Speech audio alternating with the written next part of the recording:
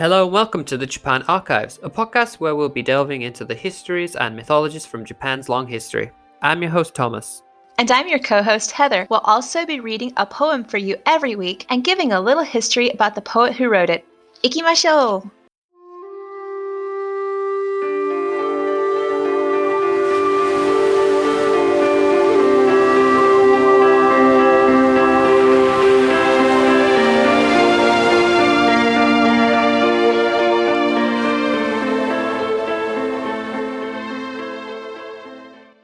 This is the Japan Archive, episode number 18, The Bell of Miidera. We'll be looking into two stories that I found around the Bell of Miidera Temple, and for the poem this week, we'll be changing it up and we will be having a song instead by Heather. So Heather, are you doing alright this week? I am doing okay. It's definitely turning fall. The leaves are starting to turn. It's really pretty, but it's really cold at night. I am not a fan of that. How about you? I mean, it's nice during the day, on the evening, but the mornings are getting a bit cold now, yeah. But work's okay this week. So on Sunday, it's the Aiken speaking exams for the kids. Oh, I don't know if you yes. remember them from Interact.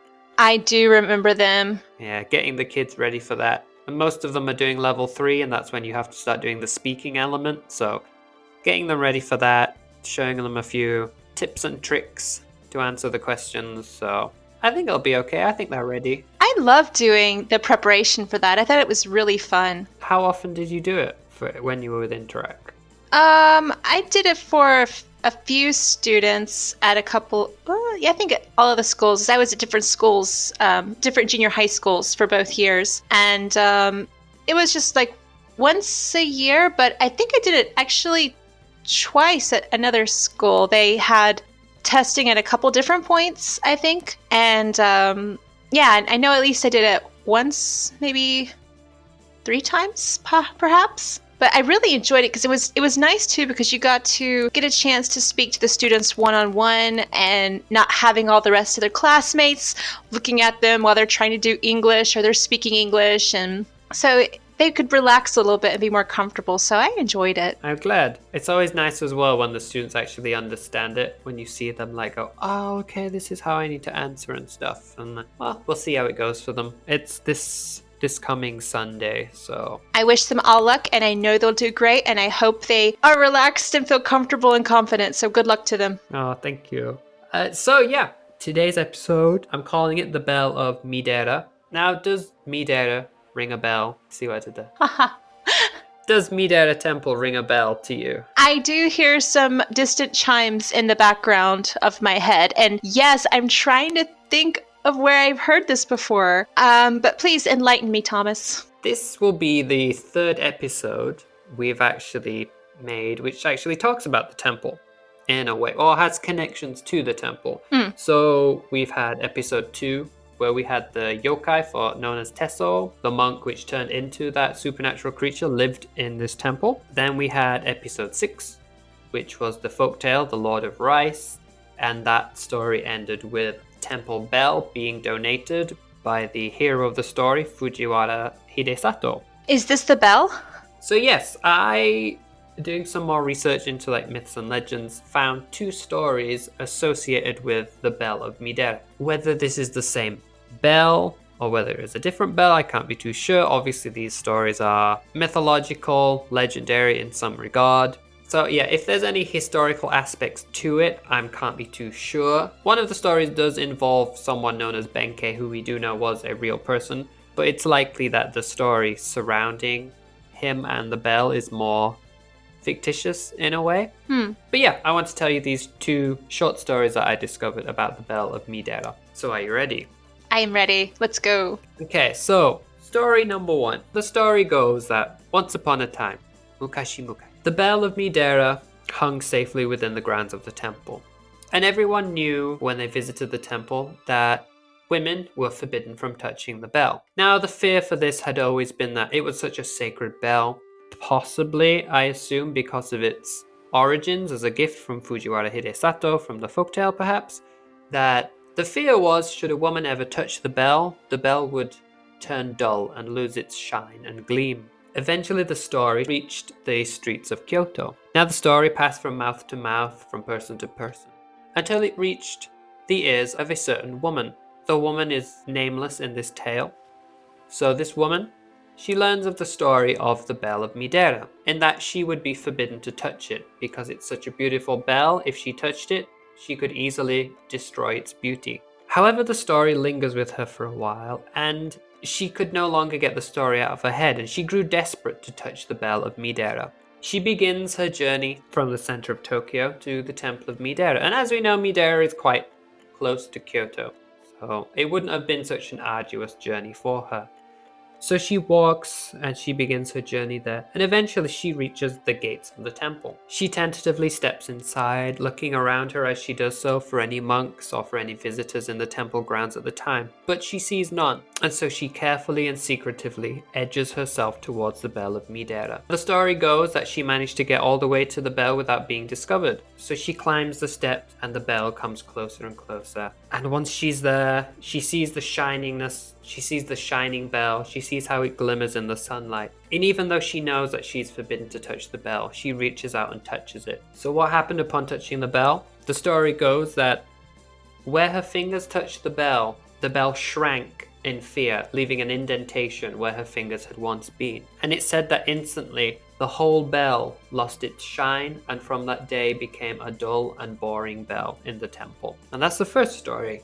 So quite short, quite strange in a way. It's interesting that the parallel that I think of when you mentioned that if a woman touches the bell, that something will happen because, women aren't, what did you say? What was the previous thing you said? That women why weren't women allowed to touch the bell again?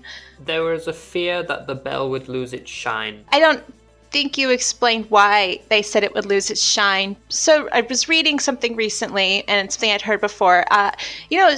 Sumo, or smo, as it's actually pronounced here, sumo, that women aren't allowed to enter the sumo ring.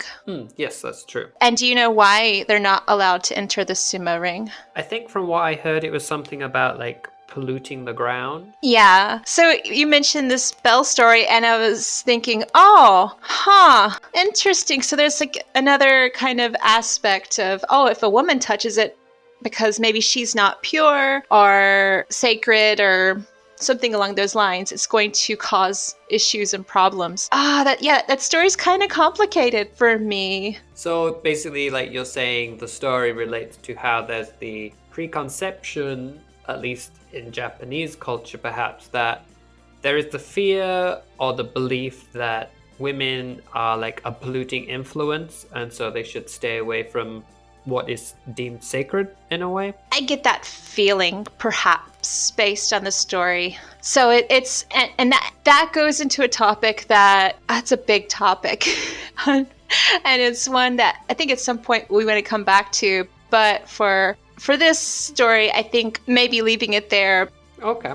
So the second story we have surrounding the Bell of Miidera relates to a man known as Saito Musashibo Benkei, or more simply, most people just know him as Benkei. Now, a little bit of his history. We know that he was a Japanese warrior monk during the Heian period, but he eventually gave up the call of being a warrior and became purely a monk.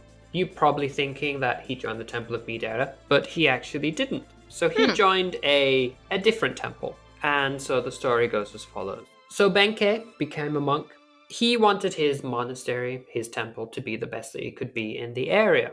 And he learns of the Bell of Miidera and all the stories surrounding it and how impressive such a bell is. And so he begins to sorely crave the bell and desperately wants it for himself and for his monastery to increase its prestige. What he does is he hatches a plan to steal the bell, and he sneaks into the temple.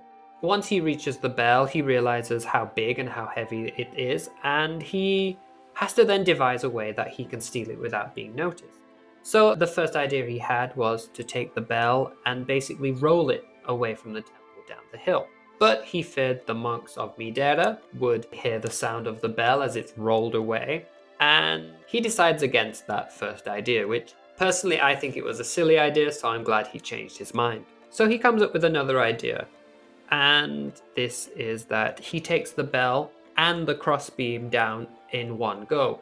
It's said that he's an exceptionally strong man, and so he slings the beam across his shoulder and makes away with the bell. Such was his strength, he then proceeds to carry it for 7 miles all the way back to his temple without putting it down once. And eventually he gets back to his temple. But he doesn't let any of the other monks look or touch the bell until he has eaten a meal to get back his strength from carrying it all those 7 miles. Once he has eaten and he is satisfied, he then allows the monks to hang up the bell and then strike it for the first time. Now the story goes that instead of the bell making its beautiful chime, it started to cry out in sadness. "I want to go back to Miidera. I want to go back," it would shout over and over.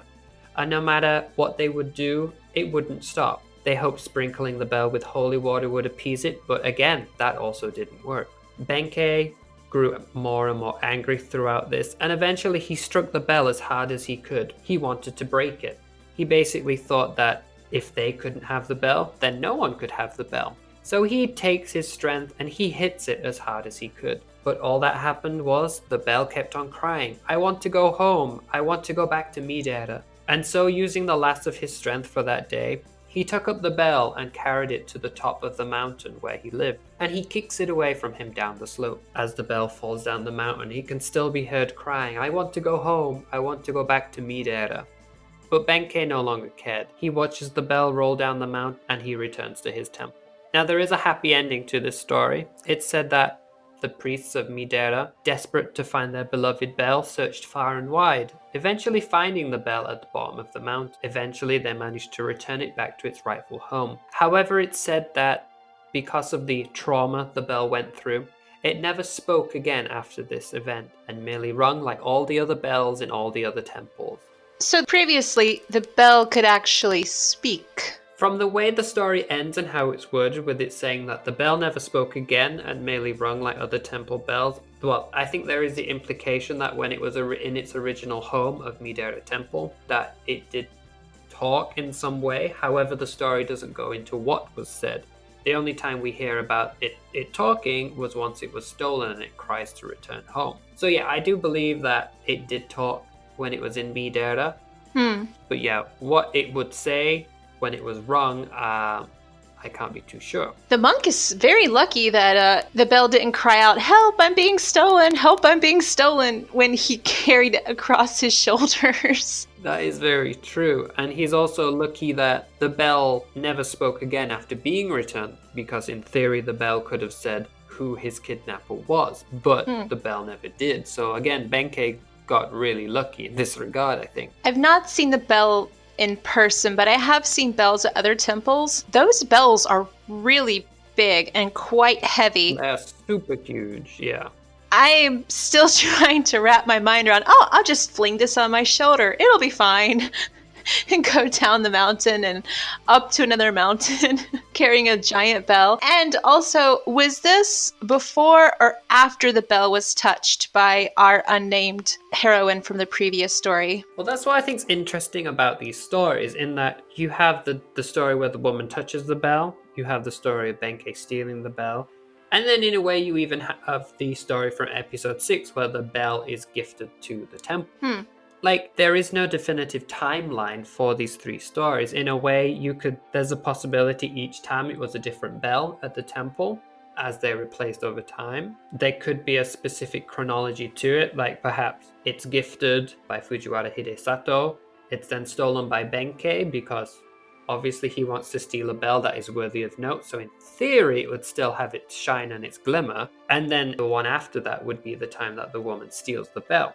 But I personally feel because all these stories are a bit make-believe, there's probably no chronology to them, and that they were just nice stories or beliefs that sprung up around this specific bell at this temple. I was able to process a little bit more from the first story because while you were telling the second story, I was thinking, the weathered look is quite nice on bells. So maybe perhaps the unnamed woman, I want to call her something, but we don't have a name. I just hate calling her unnamed woman. Perhaps by having the weathered look, it actually improved the beauty of the bell. So, revisiting the previous story, I will interpret that to be a testament to the changing. I can't even think of how I want to say it, but I'm going to make it a more positive, as opposed to the previously negative I was thinking about was, of course, a woman touched the bell, it's going to get dull. No, the changing of the bell itself, its appearance, actually added to its beauty. Yeah, I can kind of see what you mean. Like, I've been to a lot of temples where you do see these old bells, and the weathered look is quite nice. Like, they've lost their coppery sheen, they're turning like the green that you get, and yeah, it's really nice. So I think that the idea that this unnamed woman causes this to happen, it's, yeah, like you said, like the strange belief of women being polluting. It's a silly belief and it's based on nothing, but at the same time, what she does, at least story-wise, from doing so, like, I think, yeah, I agree with you. She creates something that's just as beautiful and just as nice. I had to have the time to process it. I've decided, I think what I'm going to call the second story Benkei and the Bell. But for this one, I think I'm going to call this story Kane-sama, with Kane being the Japanese word for bell. Ah. How would you explain sama? So sama is a more honorific term. So when you call someone, like we call Mr. or Miss or Mrs. or the honorific name before the last name, Japan uses san is the standard polite term, but sama is a more higher respectful honorific that you would give toward like a noble or a aristocracy, so monarch, prince, princess, basically higher up people. So yeah, I'm glad you like the name. Thank you. But yeah, what did you think about the stories? They're quite short. The bell is still at the temple now, correct? The temple to this day still has a bell. The temple bell is said to have been produced in the Nara period and donated by Fujiwara Hidesato from episode 6. It is the original bell that was gifted. Okay, so now I really want to go see the bell, visit the temple, and to be honest, I would be interested in touching the bell, just because. Yeah, those were really interesting stories. I like how some temples have, I'm guessing more than one temple has origin stories from different parts of the temple, from the building and the construction. And I like that there's legends about different things from the temples. So yeah, thanks for finding those stories. You're welcome. And of course, there's the potential that these legends are probably based off events that did happen. For Kane-sama, I'm not sure what the event could have been, but obviously for the fairy tale from episode 6, we do know that this original bell was donated by Fujiwara Hidesato. And the bell to this day, we know that there are actually scars and cracks which can be seen on the bell, which then could have led and inspired the story of Benkei, because obviously a giant bell being thrown down a mountain would cause it to get a bit scarred and cracked from falling all that way down. So there are elements that still exist today which likely did cause the inspiration for these stories, which I think is also quite interesting as well. Absolutely. So those are my 2 stories for today. I'm intrigued as to what you have for me for this episode, because I know you're doing a song instead of a poem. So take it away. Yes. Well, Thomas, yes, I do. I do have a song for you. Now, we mentioned the Going Home song before. Based on some of the listening I've done when the bell chimes now, the song has switched over since it's gotten colder and the days are getting shorter. The song has switched over. So, Thomas, I wanted to sing for you the new Going Home song so that now you can also sing along when you are sitting at home or relaxing, or the next time we have another podcast and the bell rings, you can sing as well. Okay, I look forward to it. So the song is called Furusato. In Japanese, it means like old home or hometown. And it's a Japanese children's song from 1914. So it's fairly modern in terms of Japanese history. The music's by Teiichi Okano and lyrics are by Tatsuyuki Takuno. Now, I do have one question about this song. This song is used throughout Japan. In many prefectures, they might play this song, but again, each prefecture and each city sometimes has their own different versions of the Going Home song, or they might have something completely different altogether. I can tell you that this song was designated by the Japanese government to be taught in the public school system. So this song has been taught to Japanese school children for many, many, many years. I don't know when it started, but I do know I have heard this song played at my schools last year. I know about this song because when I was in a choir, we sang a song cycle, which a song cycle is like a collection of songs that are around a theme. And we sang this, and that's how I actually learned the song, was from being the time in the choir. And so I got to learn the lyrics and I got to sing it, and it's a beautiful song. I will sing it for you, and then I will give you the translation. うさぎを鹿の山こぶのつり鹿の川夢は今も巡りて忘れがたきふるさと I like that. It's so sort of wistful and soothing and pretty, and I loved singing this song. The whole song cycle was just amazing, and it was really pretty. And I'm only singing one verse because it does go on for it's like in a couple of verses, but I'm just singing the very beginning for you. Now, this song was translated into English. It was by Greg Irwin, and it was published in an album. So there's the English version of the song. I'm going to read the lyrics from that. Back in the mountains I knew as a child, fish filled the rivers and rabbits ran wild. Memories I carry these wherever I may roam. I hear it calling me, my country home. I think that, so the translation is interesting in that it rhymes. So, but in Japanese it would not have rhymed, no? It's the English version of the song. And the idea of Furusato is like my hometown, my childhood home. So I know these days it's a little bit more common for children to, grow up maybe out in the countryside and then move to different places for work and for home. Job transfers are common in large companies, and you often end up far from home, sometimes in other countries, and many companies require you to change your location. Like, you often don't have a say in what location you work in for a lot of the major companies. But every year around like Obon and Oshogatsu, the New Year's holiday, people do go back to their home place. Usually their parents are still there and they'll go back to celebrate with them. So this song, it brings back the feelings and the ideas of like growing up from your childhood and thinking back on your birthplace or where you grew up. So it has that kind of wistful feeling of childhood and all of the things you got to experience. It's quite sweet, I think. Like, not just a song used in the evenings now for children to tell the children it's time for them to go home after school, but also a song for bringing entire families together, like go home to where your family is, to your old childhood home as well, which I think is, it's a very nice theme to sing about. Yeah, I think so too. Well, thank you very much for the song. It's nice to have I guess, part 2 of the going home song. So thank you for that. Very welcome. So I think that's everything from me.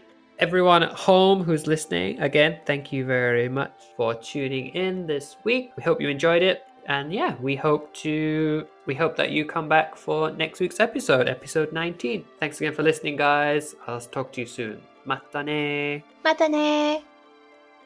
If you've enjoyed the Japan Archives, please consider checking out historyofjapan.co.uk, a database we are making on Japanese history. You can also find the show notes for all our episodes here. If you're on Instagram, you can follow my account over at nexus_travels. That's NEXUS_travels. We also have a Facebook and Twitter page, which you can find at Japan Archives. If you're interested in little slices of life in Japan, be sure to check out my website over at heatheroveryonder.com. Thank you for tuning in today. We hope you enjoyed the episode. And if you have any suggestions for future episodes, have anything you'd love to hear about, head on over to historyofjapan.co.uk and send us a message. If you enjoyed the show, please be sure to give us a rating and review over on iTunes. Thank you again for listening, guys. Until next time, bye. Mata ne!